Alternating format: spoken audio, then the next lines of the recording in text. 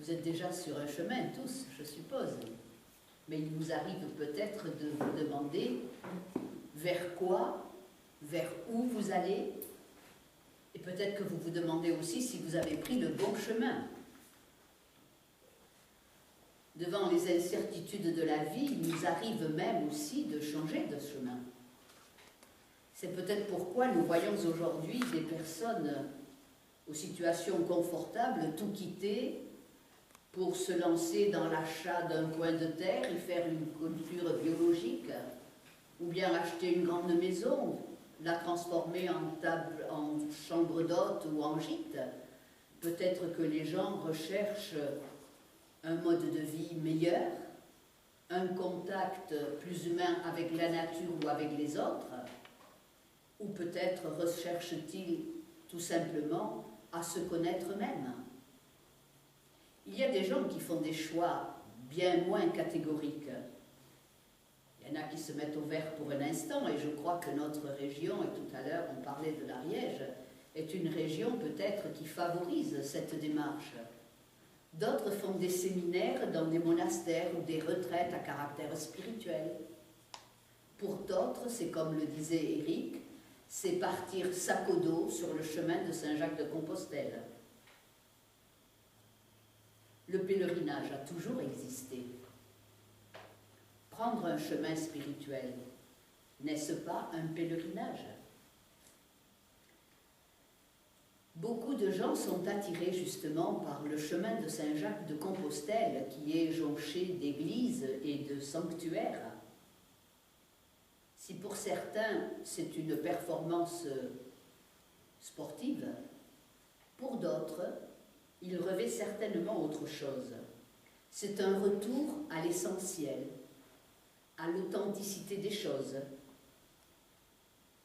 Lorsque débarrassé du superficiel ou de l'artificiel, l'homme qui marche se trouve face à lui-même, face à l'être qu'il est réellement. Il est vrai que la marche donne le temps de réfléchir, de prier, de faire le point sur ce qui est utile ou inutile, sur nos priorités, de relativiser la vie ou même peut-être des situations dans lesquelles nous semblons parfois coincés. Le pèlerinage a un sens, un but, une motivation.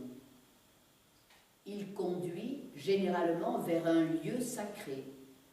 C'est un moment de quête et de questionnement.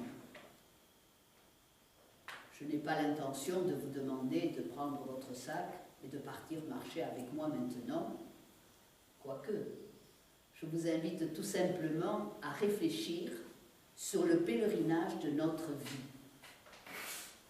Alors je vous pose une première question. Sommes-nous là, nés uniquement pour grandir, travailler, bâtir une famille, prendre la retraite et disparaître? Ça vous fait sourire? Non.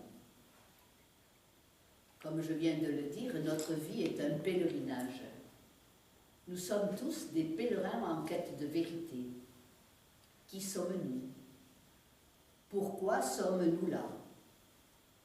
Lorsque la pensée marche avec Dieu, l'union constante de Dieu et de l'homme se révèle et nous mène dans le grand chemin de la sainteté et du vrai bonheur à la découverte de qui nous sommes réellement. Cette quête a toujours existé. Je vais commencer par Jésus. Lorsqu'il est né, une étoile annonçait l'endroit précis où il se trouvait. Qu'est-ce qui s'est passé alors? Cette lumière resplendissante a attiré des bergers qui se trouvaient dans les alentours et ils sont venus s'incliner près de l'enfant couché dans la crèche. La Bible parle aussi des mages venus, eux, de bien plus loin, d'Orient, qui furent conduits à voir et à suivre l'étoile du matin qui éclaire le chemin menant, nous dit la Bible, à l'harmonie éternelle. Peut-être plus près de nous, certains d'entre vous connaissez-vous le conte des Santons de Provence. il retrace de manière actualisée la naissance de Jésus. Y sont représentés le boulanger, le poissonnier, la marchande de légumes, le gendarme et aussi le voleur. Attirés par cette étoile située au-dessus de l'enfant Jésus, ils se trouvent soudain tous touchés par cette lumière et soudainement transformés. Ils apportent aux pieds de l'enfant Jésus tous les meilleurs produits. Ils se sentent soudainement transformés et animés par des sentiments de générosité, de bonté, de bienveillance, de charité, d'honnêteté, qu'ils ne soupçonnaient même pas avoir. Ils se découvrent soudainement différents. Cette lumière, dit la Bible, est l'annonce de la bonne nouvelle, qui est pour tout le peuple le sujet d'une grande joie, c'est qu'il est né un sauveur, le Christ. Il y a, à partir de ce jour-là, dans l'atmosphère ambiante, un quelque chose qui conduit les gens à aller vers cette lumière qui leur permet de devenir de meilleurs hommes et de meilleures femmes.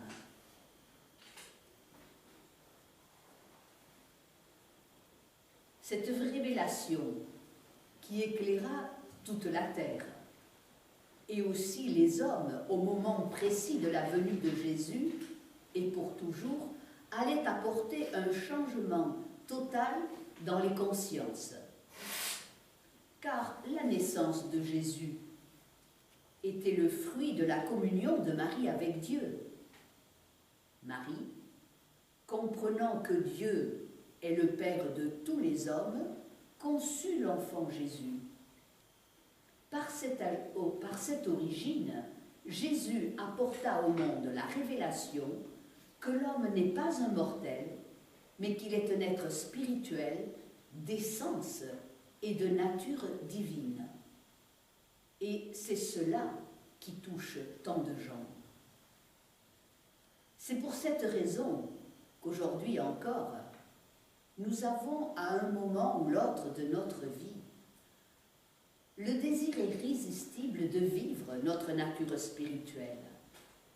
En fait, nous sommes tous à la recherche de ce lieu saint, ce lieu sacré qui existe dans le cœur de chacun de nous. Il est Dieu. Il est le divin en chacun de nous. C'est le Christ qui se révèle en nous. Voyez-vous, il n'est donc pas utile d'aller chercher bien loin ce qui est en dedans de nous. D'ailleurs, c'est certainement ce que Jésus a voulu nous dire lorsqu'il écrit dans l'Évangile « Sachez-le, le royaume de Dieu est au-dedans de vous. » Alors, je vais illustrer ceci par une vieille légende hindoue qui raconte qu'il y eut un temps où tous les hommes étaient des dieux. Comme ils abusèrent de leur divinité, elle leur fut retirée et cachée dans un endroit où il serait impossible de la trouver. Alors, il fut proposé de cacher leur divinité au plus profond de la terre, dans le plus haut sommet de la montagne, dans le plus profond des océans. Mais on se disait, l'homme allait être à même de creuser, d'explorer, de monter et de trouver la divinité cachée. Alors ils cherchèrent encore, et il fut décidé de cacher la divinité de l'homme au plus profond de lui-même, car c'est le seul endroit où il ne pensera jamais à aller chercher. Depuis ce temps-là, conclut la légende, l'homme a fait le tour de la terre. Il a escaladé, marché, creusé, exploré à la recherche de quelque chose qui se trouve en lui.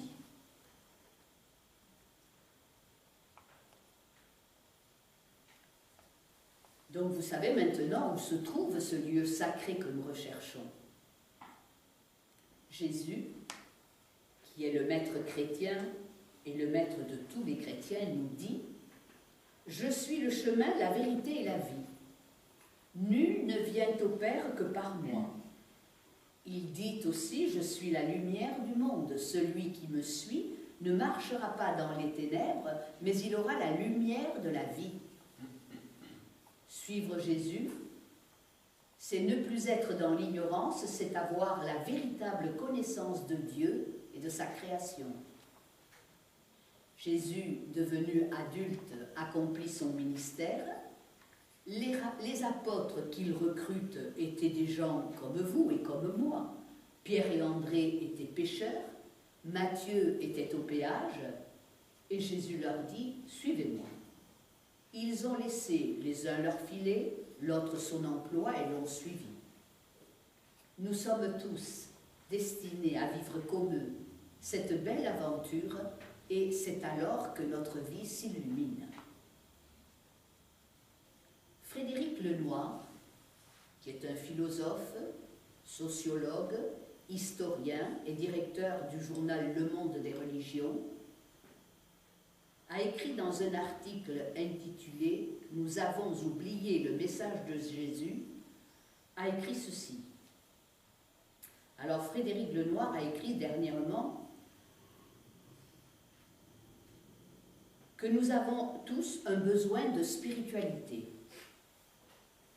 Il dit que son besoin de spiritualité se traduit par la démarche d'être un disciple de Jésus, même si je suis très loin, dit-il, d'arriver à mettre son enseignement en pratique.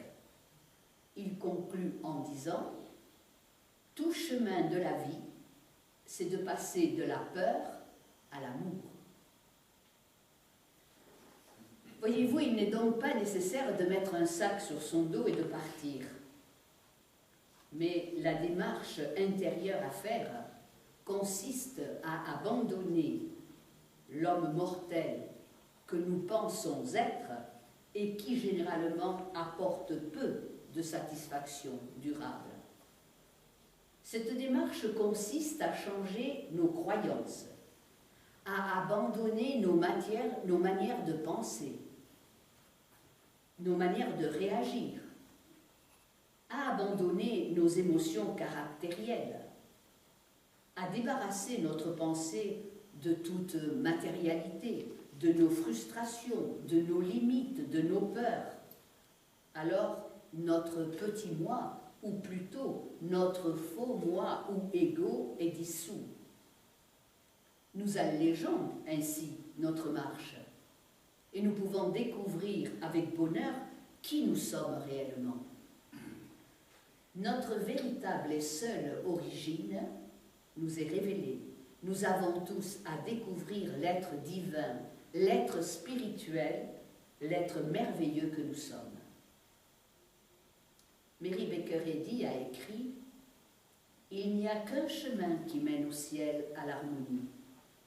Et en science divine, le Christ nous montre ce chemin. Il n'y a qu'un chemin, savoir Dieu et son idée, qui mène à l'être spirituel. Nous mener à l'être spirituel. Ce chemin nous conduit donc du matériel au spirituel, de ce que nos 5 sens nous présentent à ce que le sens spirituel nous révèle de la vie. C'est abandonner la conception matérielle de nous-mêmes comme étant descendants d'Adam et Ève, c'est nous identifier à l'être créé, à l'image et à la ressemblance de Dieu. C'est passer des ténèbres à la lumière, comme nous le dit Jésus. C'est donc passer de la peur à l'amour, comme nous le dit Frédéric Lenoir. C'est passer de la colère au pardon. C'est passer de la critique à la bienveillance. C'est passer du désespoir à l'espérance. C'est passer du mal au bien. C'est passer de la mort à la vie. C'est avancer vers l'absolu, Dieu, le bien, qui est en chacun de nous. C'est se découvrir être spirituel, se découvrir être de lumière, et Christ nous ouvre le chemin. Le récit biblique dit, il était né un sauveur, le Christ, la manifestation de l'amour de Dieu pour tous les hommes. Jésus n'est plus là, mais le Christ attire l'humanité vers la lumière, c'est-à-dire à la découverte de notre union à Dieu, dont nous sommes l'image et la ressemblance, comme nous le dit la Bible. Dans le livre d'études de la science chrétienne, Science et santé, avec la clé des Écritures de Mary Baker Eddy, Mary Baker Eddy écrit ceci. Jésus était un nom humain qui lui appartenait au même titre qu'à d'autres Hébreux, et que Christ, ou la divinité de l'homme Jésus, était sa nature divine, la sainteté qui l'animait. Christ, ou la divinité de l'homme Jésus, était sa nature divine, la sainteté qui l'animait. Jésus connaissait sa nature divine, il la vivait. C'était le Christ qui lui donnait une totale domination sur toute forme de mal, détruisant ainsi le péché et la mort. Il nous a enseigné et prouvé que le Christ est aussi notre véritable nature divine. Elle se manifeste en nous également, permettant la démonstration du pouvoir de la vérité sur l'erreur. Le chemin de lumière que nous cherchons tous consiste à vivre notre état divin, notre état Christ. Et c'est alors que les caractéristiques d'hommes mortels commencent à céder à notre nature divine. Notre vie humaine trouve dans cette manifestation plus d'harmonie, de bonheur et de paix. Même si vous pensez que votre naissance diffère de celle de Jésus, il n'en demeure pas moins vrai que notre origine à tous est spirituelle. Dieu est esprit, il est le créateur de l'homme et de l'univers, et à ce titre, ils sont spirituels. Lorsque nous nous considérons comme des êtres de chair, de matière, nous ne considérons pas l'homme dans sa véritable nature divine, dans sa véritable dimension. L'homme est d'essence divine. Christ est sa véritable et lumineuse identité. Lorsque cela nous est révélé, nous prenons alors ce chemin intérieur. Il ne nous rend pas dépendants d'une religion ni d'une personne. L'Esprit divin est notre directeur de conscience. L'Esprit divin nous éclaire, nous guide. Il est la vérité qui nous libère. C'est un chemin de salut pour tout individu qui marche avec Dieu et qui alors met ses pas dans ceux de Jésus. Vous voulez toujours me suivre? Alors, je vous ai déjà parlé de science et santé, et c'est ce chemin que Mary Baker Eddy, découvreuse et fondatrice de la science chrétienne, a parcouru. Enfant, elle a été bercée par la lecture de la Bible. Elle avait un amour très profond pour les êtres et elle ne pouvait accepter la théologie en laquelle croyait son père, c'est-à-dire en un jugement dernier, un châtiment pour tous les incroyants. Elle désirait quitter ce chemin, abandonner cette croyance, car pour elle, Dieu était amour. Elle avait été guérie d'une forte fièvre lorsque, sur les conseils de sa mère, elle s'appuya sur la présence de l'amour de Dieu, comme elle avait l'habitude de le faire, cherchant toujours à être guidée par lui et à marcher avec lui. Elle écrit « Jésus était le chemin », c'est-à-dire qu'il traça le chemin pour tous les hommes. La Bible a été ma seule autorité, dit-elle. Je n'ai pas eu d'autre guide dans le chemin droit et resserré de la vérité. Et quiconque ouvre la voie en sciences chrétiennes est un pèlerin et un étranger qui trace le sentier pour les générations à venir. Elle était animée par ce désir d'ouvrir la voie aux autres. Elle cherchait le chemin qui la conduirait à soulager l'humanité souffrante. Elle s'intéressa à l'allopathie, à l'homéopathie, à l'hydrothérapie, à l'électricité et divers charlatanismes, mais elle dit qu'elle n'en recevait aucune satisfaction. Pas plus d'ailleurs que de la philosophie ancienne, ni de la philosophie moderne à laquelle elle s'intéressa aussi. Elle chercha, nous dit-elle, à connaître mieux la source sans mélange et sans erreur, afin d'atteindre la science de l'entendement, le tout en tout de l'esprit, où la matière est désuète. Rien de moindre ne pouvait, dit-elle, résoudre le problème mental. En 1870, elle publia ses premiers écrits traitant de la guérison spirituelle et scientifique par l'entendement. Avant d'en écrire plus, elle savait qu'elle devait tout d'abord prouver ce qu'elle voulait enseigner. C'est ce qu'elle fit durant les 5 années qui suivirent. Et vous allez voir, c'est des cas généralement de gens traités sans succès par la médecine qui lui étaient présentés et qu'elle guérissait. Je n'en citerai que quelques-uns.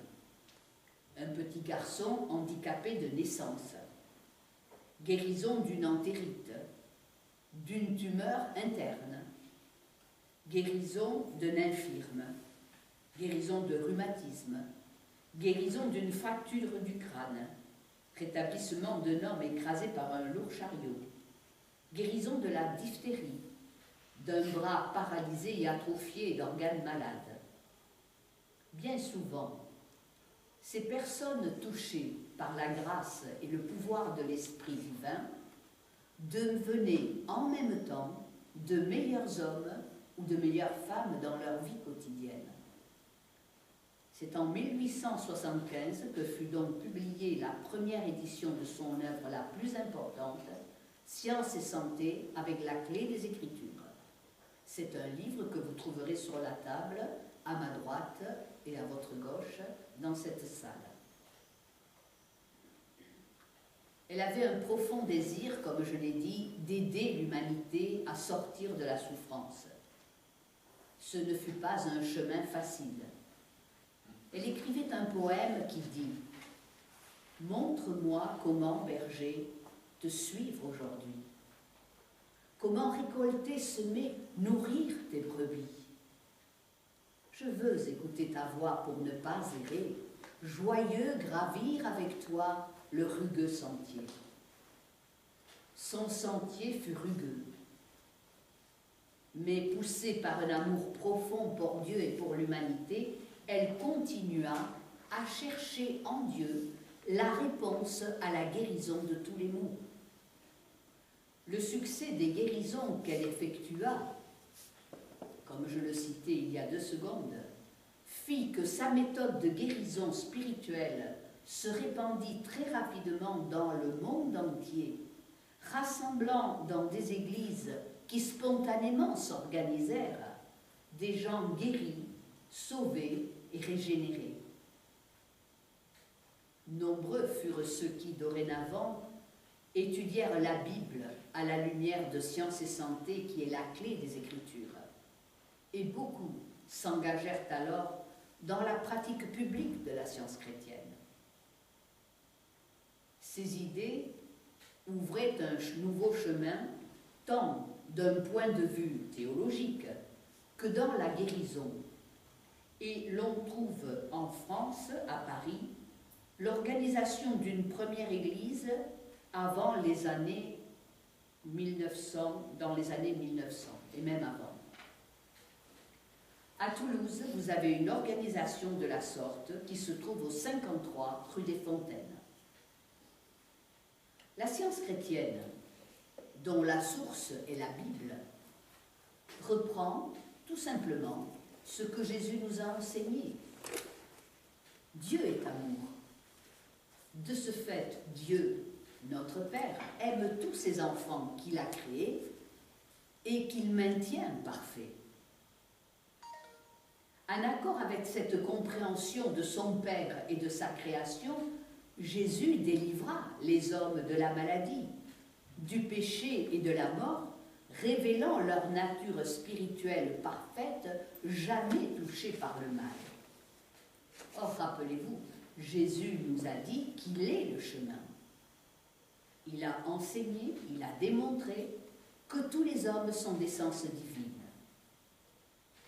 En acceptant ce concept spirituel et en le vivant, nous sommes tout simplement dans le chemin de lumière que Jésus nous a indiqué. Seulement, nous n'avons pas à nous contenter de savoir et de penser que Jésus l'a fait à notre place et que nous n'avons donc plus qu'à le prier. Non, il a fait son chemin pour son propre salut, mais aussi pour nous servir d'exemple. Vous allez peut-être penser que le chemin de Jésus n'a pas été facile. Mais quel chemin, quelle vie, quelle expérience de vie, quel succès, quelle trace indélébile a-t-il laissé, quelle victoire sur la maladie, le péché, la mort, sur toutes les conditions matérielles et même sa propre mort. Ses disciples, qui étaient ses élèves, ont aussi, en suivant son enseignement, accompli des œuvres merveilleuses. En étudiant en profondeur tous ces enseignements de la Bible, Mary Baker Eddy et ses élèves ont aussi accompli de nombreuses guérisons et régénéré des vies en quantité, mettant en lumière l'état de l'homme parfait.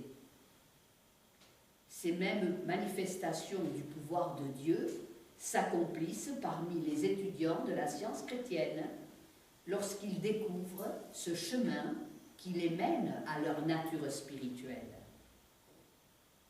Vous pouvez vous informer sur les praticiens de la science chrétienne que vous trouverez en France et également sur la praticienne de la science chrétienne que vous avez à Toulouse. Vous pourrez, auprès d'eux, trouver de l'aide si vous souhaitez expérimenter la présence de Dieu, le bien, dans votre vie et ainsi obtenir des guérisons. Je vais vous en donner un exemple. Il y a plusieurs années, un monsieur, encore jeune et très actif, souffrit d'un pied et très rapidement il fut handicapé pour marcher. Il consulta un médecin qui lui fit passer des radios. Elles révélèrent que les muscles de son pied étaient atrophiés, ce qui expliquait que son pied se balançait au bout de sa jambe d'une façon incontrôlée. Il avait des difficultés à marcher. Le médecin le dirigea vers un chirurgien car l'opération était la seule issue qui pourrait lui apporter la guérison. Cet homme craignait l'opération et se posait des questions quant aux résultats. Et dans son immeuble habitait un praticien de la science chrétienne. Ce dernier avait placé une plaque à l'entrée de l'immeuble et cette plaque côtoyait celle du médecin, qui avait été consulté à l'occurrence. Cet homme avait entendu dire que le praticien de la science chrétienne opérait des guérisons en priant. Il aimait à rencontrer ce praticien qui l'intriguait, tant il le trouvait toujours plein d'amour, affable. Aussi un jour, il prit le courage à deux mains et il alla le consulter. Il lui expliqua son problème, ses craintes et ses doutes de réussite de l'opération. Et il lui demanda, « Ne pourriez-vous pas faire quelque chose pour moi ?» À ce moment-là, le praticien le reçut dans son bureau et lui donna quelques indications sur sa manière de prier. Cet homme, qui priait aussi, apprit avec joie que Dieu l'aimait, et cela le réconforta énormément. Dieu voulait le bien pour lui, comme il le veut pour tous ses enfants. Cet homme, à partir de ce jour-là, comprenant qu'il était un enfant bien-aimé de Dieu, se débarrassa des peurs qu'il avait pour le mal qu'il avait fait ou qu'il faisait encore. Mais il apprit que Dieu l'aimait et que Dieu voulait tout ce qu'il y avait de mieux pour lui. Peu à peu, il se détourna de l'image matérielle qu'il avait de lui-même et porta ses regards sur l'homme de Dieu parfait qu'il venait d'apprendre qu'il était réellement. La prière consiste à savoir que Dieu est bon, qu'il est le bien infini et que nous avons tous droit à bénéficier des effets sans limite de sa bonté, mais aussi de son pouvoir. Cet homme fut très rapidement guéri. Il souhaita donc en connaître plus sur les enseignements de la science chrétienne. Le praticien l'aida dans son étude, et cet homme depuis étudie chaque jour et fréquente une église de la science chrétienne dans laquelle il s'est beaucoup investi, tant il a été reconnaissant pour cette guérison. Quelques semaines plus tard, il rencontra le médecin qu'il avait consulté quelques semaines auparavant. Il le regarda marcher, et ce monsieur se mit à marcher gaillardement et vaillamment devant lui, ce à quoi le médecin lui dit « Mais alors, vous avez été vous faire opérer ?»« Pas du tout, dit-il, mais je suis guéri. » Le médecin ne pouvait pas croire qu'il n'eût pas subi une opération et lui demanda à voir sa cheville. Il n'y vit aucune cicatrice. Alors, mon ami s'enhardit et lui dit « Vous savez, à côté de votre plaque en bas, il y a la plaque d'un praticien de la science chrétienne. J'ai été le consulter, il a prié pour moi et j'ai été guéri. » Le médecin, qui jusque-là était sceptique et nourrissait des relations pas très courtoises avec le praticien, changea à partir de ce jour-là complètement d'attitude. Il faut le reconnaître, c'est parfois seulement lorsque nous avons un problème, lorsque nous sommes mal dans notre vie ou dans notre corps, que nous nous ouvrons vers d'autres solutions ou vers d'autres chemins. Voyez-vous, dans la guérison spirituelle, nous ne partons pas d'une base physique ni de lois matérielles. Nous partons de Dieu et des lois divines. Selon ces lois, l'homme créé à l'image et à la ressemblance de Dieu, l'Esprit, est un être spirituel, un être divin, non pas matériel. À ce titre, il peut revendiquer d'être harmonieux, parfait, semblable à Dieu, incapable de pécher, d'être malade et même de mourir. L'être de Dieu est l'expression de la vie éternelle. Ces lois de Dieu, elles sont toujours à l'œuvre.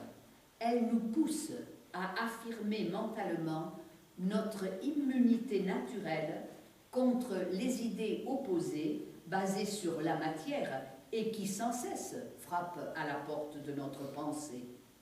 Or, ce que nous vivons est entièrement lié à ce que nous acceptons dans notre pensée.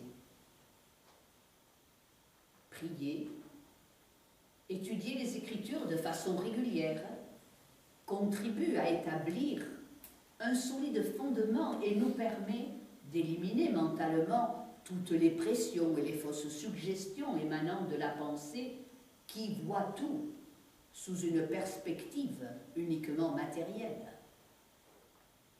Les pensées bonnes, pures, parfaites, sont transmises par Dieu, l'intelligence suprême, l'entendement. Tout homme, même s'il l'ignore, est animé par cet entendement spirituel et peut être attiré à écouter et à suivre les intuitions divines. Nous devons seulement l'apprendre. Ces intuitions divines effacent la peur, le mal, et elles donnent à l'homme des pensées de santé, de paix, d'amour. Ces pensées spirituelles ou concepts divins révèlent l'harmonie présente, naturelle et normale de tout homme, qui, je le répète, est l'enfant spirituel et bien-aimé de Dieu. Voyez-vous, Jésus a expliqué cela à Nicodème. Nous trouvons dans la Bible ce récit. Nicodème était une des personnalités dirigeantes de la nation juive. Une nuit, intrigué, il vint trouver Jésus et il l'interrogea sur le pouvoir qu'il avait à accomplir de telles guérisons. Nicodème dit à Jésus, « Tu ne peux faire de tels miracles que parce que Dieu est avec toi. » Jésus lui répondit que c'était exact, mais que cela exigeait de passer par une nouvelle naissance. Nicodème ne comprend pas ce que cela veut dire et demande à Jésus, « Comment un homme déjà vieux pourrait-il naître? Pourrait-il naître une seconde fois? Il ne peut tout de même pas retourner dans le sein de sa mère et naître. » Jésus lui explique alors plus clairement qu'il faut naître, qu'il faut renaître en esprit. Nous savons tous que la naissance naturelle ne transmet qu'une soi-disant vie humaine et mortelle. Seule une naissance spirituelle peut transmettre la vie de l'esprit et révéler le divin, le royaume de Dieu en nous. Jésus va expliquer à Nicodème que Dieu l'a envoyé dans le monde, non pas pour condamner le monde, mais pour sauver le monde, en leur indiquant comment naître à nouveau en esprit. Cette nouvelle naissance est le chemin que nous cherchons et que nous avons tous à faire si nous voulons trouver le véritable but ici sur terre. Ce chemin s'éclaire chaque jour lorsque nous apprenons mieux que Dieu est amour, qu'il est le bien infini, qu'il est tout, qu'il est l'intelligence suprême et un principe qui gouverne tout. La conscience éveillée à cette nouvelle compréhension de Dieu est spirituelle. Elle émane de l'âme, de l'esprit, et c'est là que commence la nouvelle naissance. Naître à la connaissance de l'homme spirituel. Cependant, il faut être déterminé dans le chemin que nous choisissons. Il y en a beaucoup de chemins. Le mal sous différentes formes, des pensées mauvaises, des traits de caractère négatifs et fâcheux, dangereux même, le prétendu homme mortel tente de s'imposer et de nous dominer et il nous encombre beaucoup pour avancer. Se délester pour alléger notre marche, c'est tout simplement nous identifier à notre origine spirituelle et parfaite, puisque Dieu nous a créés à son image et à sa ressemblance. Vous savez ce que font les capitaines de navires. Parfois, dans les moments de grande tempête, ils allègent le navire de grosses marchandises. Alors, n'attendons pas les grandes tempêtes de la vie pour nous délester de ce faux moi mortel et matériel qui nous encombre et qui n'est pas l'être spirituel que Jésus est venu révéler que nous sommes. Quand nous faisons cela, le Christ en nous, le sens spirituel et divin, nous rappelle la puissance de l'Esprit divin et de l'homme dont la véritable origine et existence est spirituelle. Grâce à cette nouvelle compréhension, nouvelle naissance, nous pouvons en partie prendre conscience nous-mêmes que nous ne sommes pas des êtres de matière et nous pouvons gagner un concept plus juste de nous-mêmes. Nous abandonnons alors les fardeaux encombrants, le faux sens matériel, mortel et pécheur, les fausses tentations. Nous devenons de plus en plus et de mieux en mieux conscients de notre nature qui est impeccable et bonne. Nous prenons conscience en quelque sorte du royaume de Dieu au-dedans de nous. Choisissant notre voie en Dieu, le chemin y est éclairé. Nous y sommes bénis et nous y sommes transformés. Nous découvrons que nous sommes des êtres divins, destinés à marcher dans la lumière, des êtres parfaits, destinés à manifester la nature Christ, des enfants spirituels et bien-aimés de Dieu. Et plus nous avançons sur ce chemin spirituel, plus nous sommes libres et y rencontrons la paix, la santé, l'amour et la félicité. C'est ce que j'ai fait il y a plus de 40 ans maintenant. J'ai moi-même pris ce chemin, après m'être livré à la recherche d'un bien-être que je ne trouvais pas et auquel pourtant j'aspirais. J'ai toujours prié. Je me demandais pourquoi je n'avais pas de réponse, selon moi, favorable à mes prières. Je fréquentais régulièrement l'église dans laquelle j'avais été élevée. J'assistais à des pèlerinages. Je participais à des processions vers des lieux particuliers. Je n'avais pas des réponses de Dieu et je me demandais pourquoi, mais je sus plus tard qu'à mon insu, il veillait sur moi et il me guidait cependant. Au cours de ma recherche, je me suis ouverte à d'autres lectures et à d'autres points de vue. J'ai vu que je priais pour qu'une solution intervienne de l'extérieur. Je compris que je ne pouvais pas prier pour être exaucé de mes souhaits plus ou moins justes ou égoïstes, mais que la prière devait m'apporter la confiance dans la présence et dans la puissance de l'amour de Dieu, au point que je pouvais tout simplement lui confier ma vie, le suivre et lui dire tout simplement que ta volonté soit faite.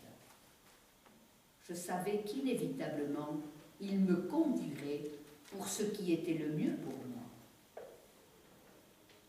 Ce mieux, j'ai commencé alors à le comprendre, ne se mesurait pas en bienfaits matériels que je pourrais obtenir, mais par un désir plus grand que ma vie et mes pensées et mes actes soient de plus en plus en conformité avec Dieu, qui est le bien. Je devais alors me rendre compte que j'avais beaucoup de peur. J'avais peur de la maladie. J'avais peur de ne pas réussir ma vie.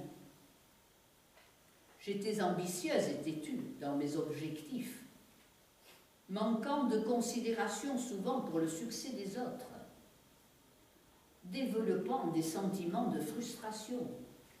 Et malgré tout cela, j'étais animée d'un grand désir d'élever mon cœur et mes pensées vers la pureté, vers un absolu que je cherchais, mais que je cherchais à l'extérieur, alors qu'il était tout proche.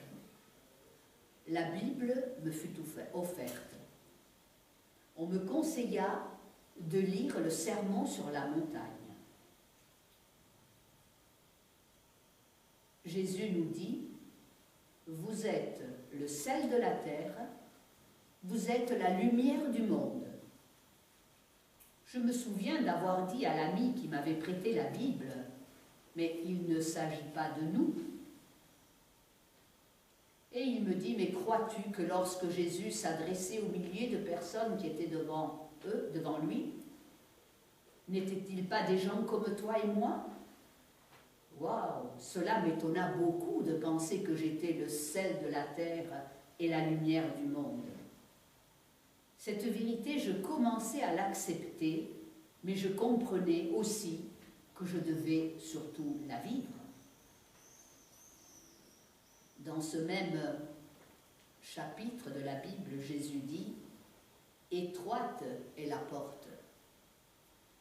Resserrez le chemin qui mène à la vie, et il y en a peu qui les trouvent. » Je me réjouis aujourd'hui d'avoir pris cette porte étroite, ce chemin resserré. Il m'a donné la possibilité de connaître Dieu, le bien, l'amour infini, tout-puissant et toujours présent. Il m'a permis d'abandonner des sentiments, des traits de caractère négatifs et nocifs, qui, je m'en suis rendu compte, nuisaient à ma vie, et ils étaient, pour moi, sur mon chemin, des épines qui me faisaient bien mal. J'ai vu la nécessité et aussi la possibilité de vivre plus en tant qu'enfant de Dieu, de vivre le divin, le parfait qui est en chacun de nous. Cet être divin possède toutes les qualités et il y a, comme je le disais, non seulement l'amour, la fraternité, la compassion, la tolérance, mais aussi la santé.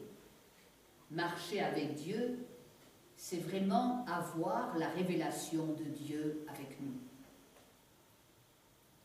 Depuis le jour où j'ai pris ce chemin spirituel, vous vous en doutez, j'ai connu les expériences que rencontre tout un chacun. J'ai rencontré des difficultés et j'ai dû passer de la crainte à la confiance, du chagrin à la paix, du découragement à l'espérance et aussi de la souffrance à la guérison. Mais cela m'a rendue plus forte dans ma foi, m'a donné une compréhension meilleure de Dieu et de mon unité avec lui.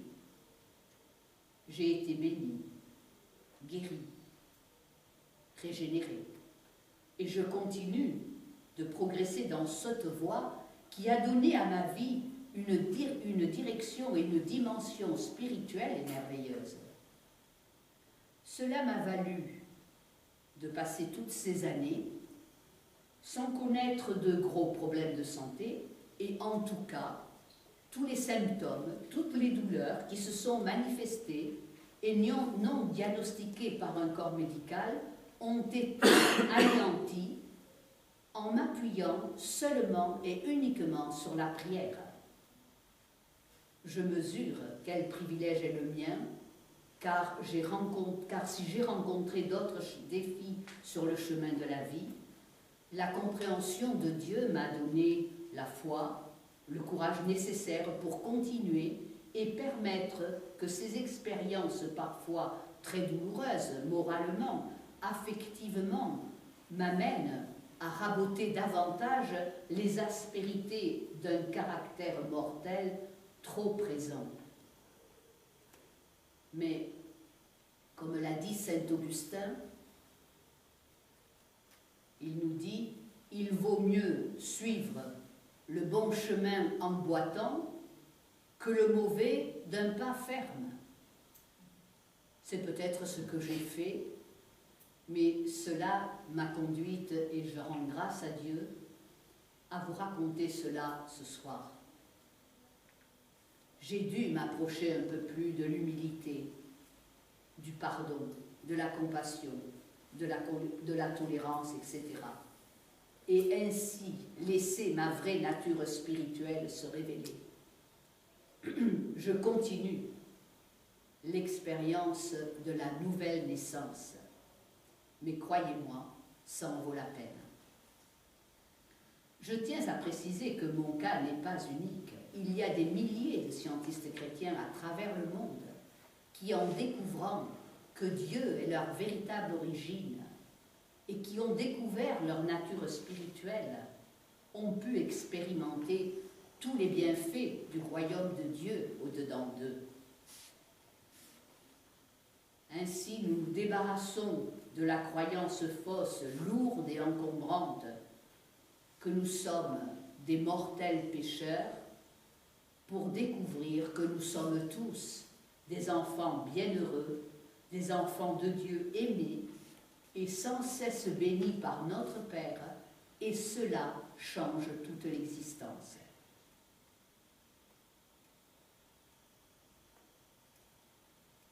Voyez-vous, il n'y a pas de formule magique pour réussir sa vie ou pour trouver le chemin, quel que soit notre âge, notre niveau social, notre situation familiale ou affective. Emprunter le chemin spirituel, c'est désirer marcher sur le chemin de la vérité, ou peut-être encore mieux, c'est laisser la vérité briller en nous. N'oublions pas ce que Jésus nous dit, et il s'adresse à nous tous. Vous êtes le sel de la terre. Vous êtes la lumière du monde. Rappelez-vous ce que je vous disais au début de la conférence. Sommes-nous venus ici uniquement pour grandir, travailler, bâtir une famille, amasser des biens et disparaître? L'intérêt de notre vie est dans le pèlerinage spirituel.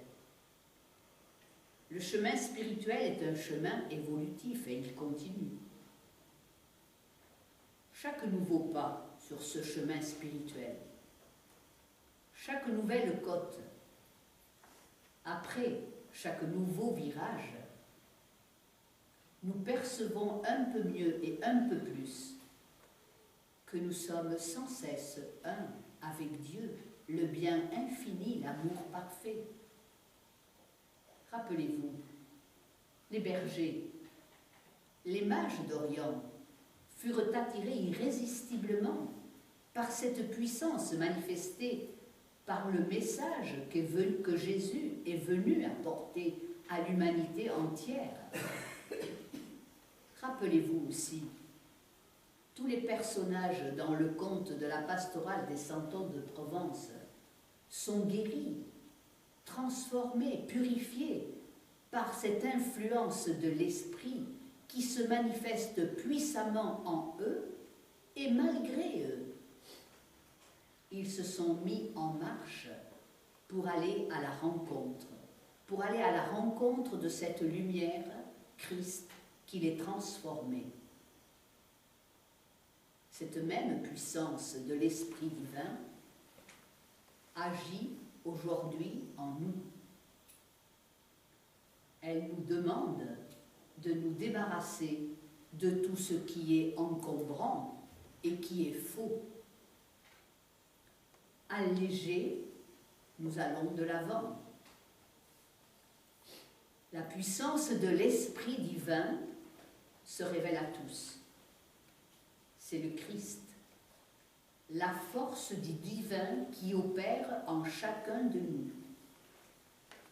C'est une connexion intuitive qui nous guide sur le chemin de lumière, le chemin spirituel, le seul chemin véritable de la vie que notre Sauveur, Jésus, nous a ouvert et indiqué.